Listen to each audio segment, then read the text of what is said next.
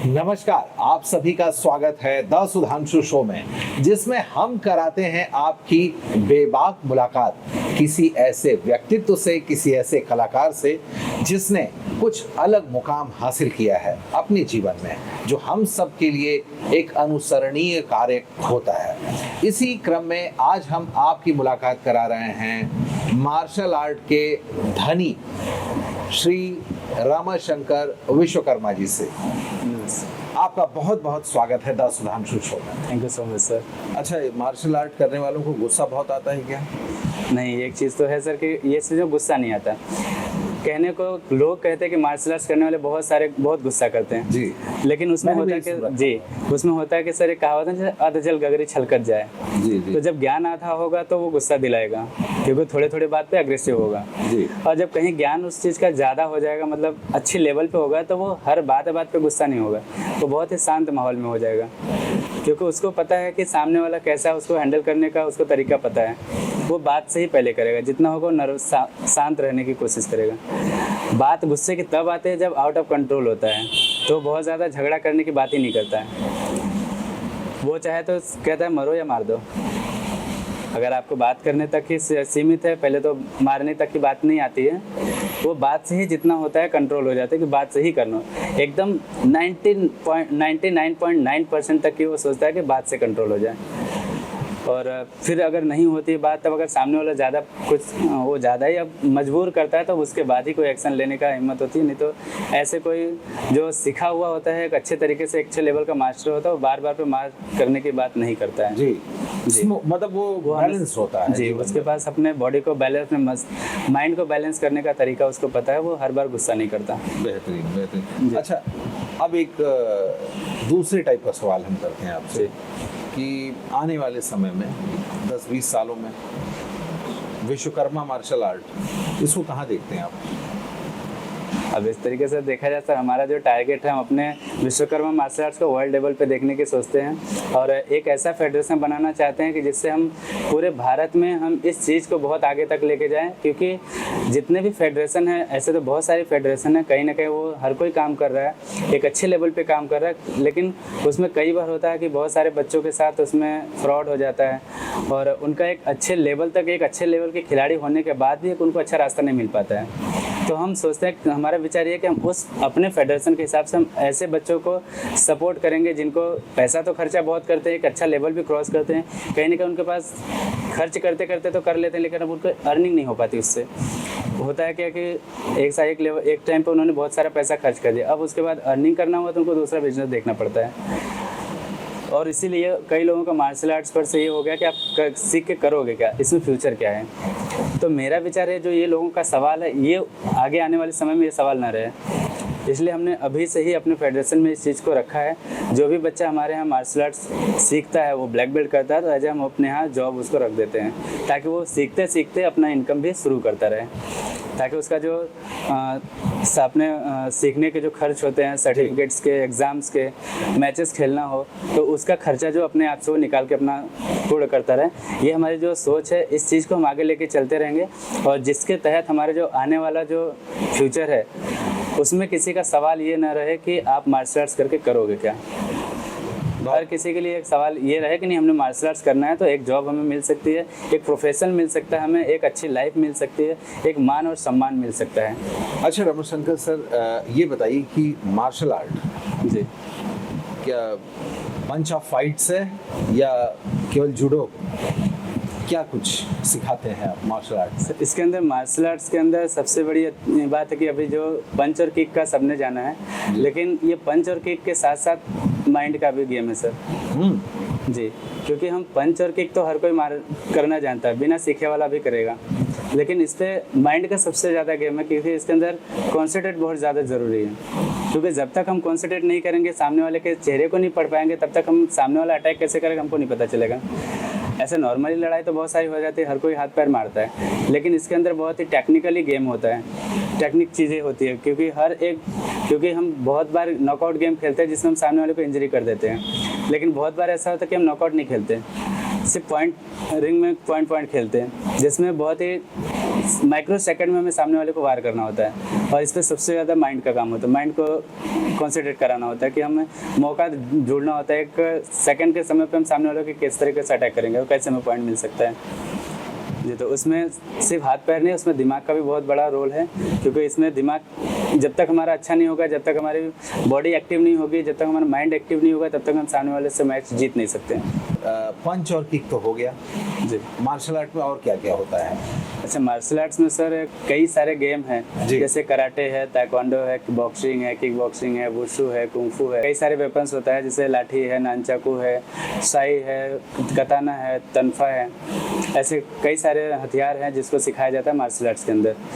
और जिम्नास्ट में कई सारे जिम्नास्ट है, जैसे बॉडी ज़मीन से के ऊपर उछलना है, हवा में राउंड मारना है। ऐसे कई सारे जिम्नास्ट होते हैं जो हवा के अंदर कलाबाजी होती है। और काता बोलते हैं सर, जिसे साइलेंट, एक म्यूजिकल काता होता है, एक साइलेंट काता होता है, जिसमें पूरी बॉडी के एक्शन मूव्स होते हैं।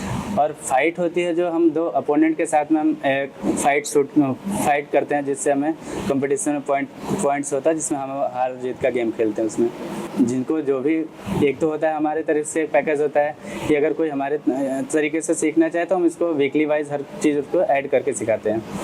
और किसी लोग बच्चों का पर्सनली होता है, एक ऑप्शन होता है कि नहीं हमें एक ही गेम सीखना है, तो उन बच्चों को एक गेम उसके हिसाब से सिखाई जाती है। तो गेम तो सर कई सारे हैं, मार्शल आर्ट्स में बहुत सारे गेम आते हैं, करीबन 10-15 गेम तो ऐसे हमारे पास ही हैं। और भी बहुत सारे गेम हैं जो भारत के अंदर है, कुछ भारत से बाहर भी है जी। और एक हमारा जो भारतीय कला है, जो कि कैलरी पट्टू से नाम बोलते हैं। जी। कैलरी पट्टू जो हमारे भारतीय भी लगाया था। जी जी जी। तो कैलरी पट्टू हमारे भारतीय गेम है। और एक देसी गेम जो अपने कुश्ती होती है, जिसको रेसलिंग के नाम से भी हम जानते हैं। तो वो सारी चीज़ हम यहाँ पे सिखाते हैं। बहुत खूब। जी। कैसे आप इस फाइटर की दुनिया में आ गए? एक्चुअली सर ये हमारे एक बहुत बचपन से ही सपना था जी। और गांव में, जैसे गांव में थे तो मूवी वगैरह देखने के बाद जैसे अक्षय कुमार की मूवी आती थी तो मन के अंदर होता था कि नहीं हमें कुछ सीखना चाहिए, ये सब चीज़ें एक्शन मूवी होती थी। अच्छा। तो फिर धीरे धीरे उस मन के अंदर वो कीड़ा बैठा था। फिर शहर निकले तो शहर में मन हुआ कि सीखना चाहिए। फिर हमने आसपास में अपने ये क्लासेस ढूंढा तो वहाँ पे मार्शल आर्ट्स की क्लासेस दिखी। फिर हमने उसके अंदर ज्वाइन किया और फिर इस चीज़ को सीखना शुरू कर दिया। अगर हम कहें कि अगर आपको कौन इंस्पायर किया सबसे ज्यादा? अक्षय कुमार। एक्चुअली तो उस वक्त पढ़ाई मेरी छूट चुकी थी। अच्छा। उसके बाद जब मैंने मतलब जॉब पर्पज से हम शहर निकले तो फिर उसके बाद फिर ये सब सारी चीज़ें सीखना शुरू हुआ। अच्छा। तो आप जब नौकरी करने आए, जी, यानी कि आप अपने हैंड टू माउथ के चक्कर में लग गए, जी। तो वहाँ पे कहाँ से फिर आपने शुरुआत कहाँ से की कराटे की अपने? गुजरात में सर, सूरत में। अच्छा। सूरत में हमारे यहाँ एक रामा मार्शल आर्ट्स करके एक एकेडमी है। अच्छा। जिसके फाउंडर मुकेश राठौड़ सर हैं। हाँ। उनके अंदर हमने सर ये ट्रेनिंग स्टार्ट किया जी। 2009 से जो हमारी जर्नी चली। फिर उसके बाद हमें सीखते सीखते 2015 में हमारा पहला ब्लैक बेल्ट हुआ। और Very good। फिर उसके बाद हमने ये सारी चीज़ों को कंटिन्यू रखा। उसके बाद धीरे धीरे first done, second done, third done, fourth done and fifth done. अब फिफ्थ डन की कैटेगरी में हम हैं। तो यानी कि आप 5 बार ब्लैक बेल्ट ले चुके हैं? जी सर।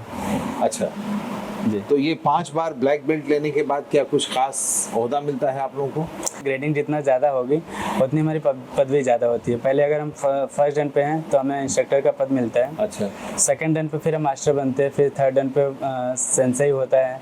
फिर थर्ड डन सेंसेई चलता है। फिर चैंपाई आता है। फिर सिहान हो जाता है सर। तो फिफ्थ डन तक ये सिहान होता है, जिसको हम नॉर्मली भाषा में ग्रैंड मास्टर बोल सकते हैं। मार्शल आर्ट्स में ग्रैंड मास्टर है, फिर महागुरु होते हैं। जैसे अब हमारे ग्रैंड मास्टर के भी गुरु हैं तो हम उनको महागुरु कहते हैं। ओह जी। तो अभी जिस लेवल पे हम हैं तो अब हमारे जो भी स्टूडेंट्स हैं वो हमको सर कहते हैं, गुरु कहते हैं। और हमारे जो ऊपर हैं वो ग्रैंड मास्टर है, उनके ऊपर महागुरु हैं। तो जिस लेवल पे अभी हम आके बैठे हम हैं, सिहान, एक कराटे की भाषा में सिहान कहते हैं और हमारे कुंफू में इनको ग्रैंड मास्टर कहा जाता है। कहाँ से आपके दिमाग में आया कि यार अपनी एकेडमी खोलते हैं? क्या प्रॉफिटेबिलिटी ज्यादा थी या फिर मजा नहीं आ रहा था? नहीं सर, ऐसी बात नहीं थी। मज़ा तो बहुत आता था इस फील्ड में। उस वक्त माहौल देश में ऐसे कई माहौल हो गए, ऐसे कई समस्याएं आती थी, जैसे हमारे देश के जितने भी लोग थे असुरक्षित हो जाते। ज़्यादातर हम जब सूरत में थे तो हमारे उत्तर प्रदेश से कई सारे न्यूज़ हम देखते थे कि कभी किसी लड़के के साथ साथ छेड़छाड़ हो गया, किसी उसके साथ कोई ज़बरदस्ती हो गई, कभी यहाँ पे कोई बहुत सारे प्रॉब्लम्स ऐसे न्यूज़ में आए दिन देखने को मिलते थे। तो मन में एक ऐसी आई कि नहीं, हम तो दूसरे शहर में तो हैं, यहाँ पे तो बहुत सारी एकेडमी हैं और बहुत सारे फेडरेशन है जो इस चीज़ पे काम कर रही हैं, और हमारे उत्तर प्रदेश में ऐसे बहुत सारी एकेडमियाँ नहीं हैं जो कि लोगों को सिखा सके, और फिर उसमें और कहीं सिखाने की जगह भी है तो बहुत सारे चार्जेस होते थे। तो स्टार्टिंग में हमने इस चीज़ को बिल्कुल ज़ीरो फीस पे हमने स्टार्ट किया, निःशुल्क, जिसमें हमने अभी भी उस चीज़ को जारी रखा है। और इसमें हमारे जो गुरु का जो संकल्प था 9 लाख महिलाओं को निःशुल्क ट्रेनिंग का, तो उसके अंदर से हमने एक छोटा सा प्रोजेक्ट अपने उत्तर प्रदेश के लिए लिया कि 1,51,000 महिला और लड़कियों को निःशुल्क ट्रेनिंग देने का, जिसके तहत हम 2019 में हम बनारस में जब शिफ्ट हुए तब से लेकर हम अभी कंटिन्यू उस विषय पे काम कर रहे हैं। और अभी हमारे पास कई हमने टारगेट पूरे भी किए हैं और कई सारे ट्रेनिंग हमने शुरू कर दिया है। अगर आप महिलाओं को निःशुल्क ट्रेनिंग देते हैं या फिर कहीं किसी संस्था से अटैच होकर के आप निःशुल्क ट्रेनिंग देते हैं, तो उसमें क्या कुछ सरकार का भी कुछ योगदान रहता है या उन संस्थाओं का? जी सर, अभी तो फिलहाल ऐसा कोई हमें गवर्नमेंट सुविधा तो नहीं मिली है जी।